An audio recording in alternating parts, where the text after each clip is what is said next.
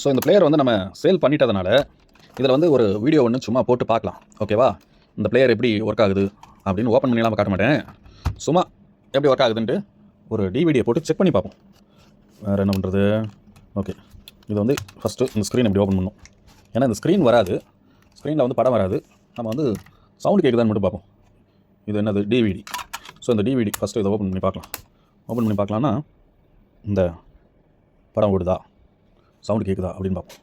இந்த பக்கம் volume button இருக்குது, வால்யூம் கொஞ்சம் ஜாஸ்தி வச்சுக்கிறேன். வந்து மானிட்டரு வரல. மானிட்டர் வந்தால் நல்லாயிருக்கும், பட் இந்த மானிட்டர் வந்து ஏதோ பிரச்சனை இருக்குது. இதில் SD கார்டும் போட்டு படம் பார்த்துக்கலாம். SD கார்டு ஆப்ஷனும் கொடுத்துருக்காங்க. ஸோ இது ஒன்றும் இது வரல.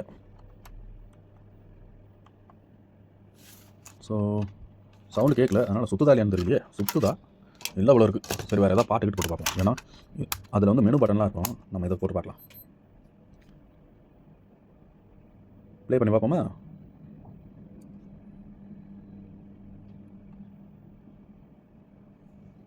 சவுண்டு காணும். சவுண்டு இந்த பக்கம் தானே மேலே. ஓகே, டிஸ்பிளே எதுவும் வருதா?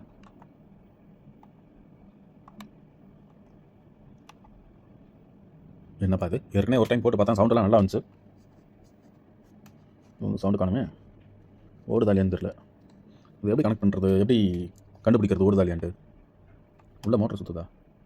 சுற்றுற மாதிரி தான் இருக்குது, ஆனால் அறிகுறி இல்லையே. வாங்க செல்லம், ஒரு வேளை இதில் அவுட்புட் எடுத்து பார்க்கணுமோ? இது எங்கே லைட்டெல்லாம் எரியுது? சுற்றுதா இல்லையான்னு தெரியலப்பா.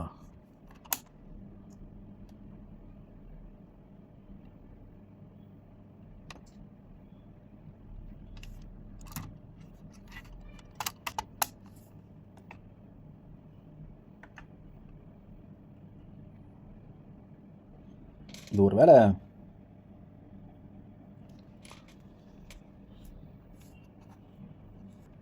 9 வோல்ட்டு தான்.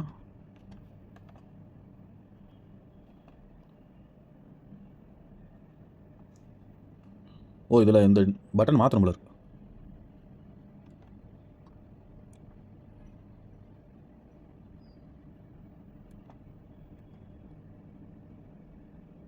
என்னன்னு தெரியல. அது மொத்தம் இது சேல் பண்ணியாச்சு. சரி, பார்த்துக்கலாம். என்ன இப்போ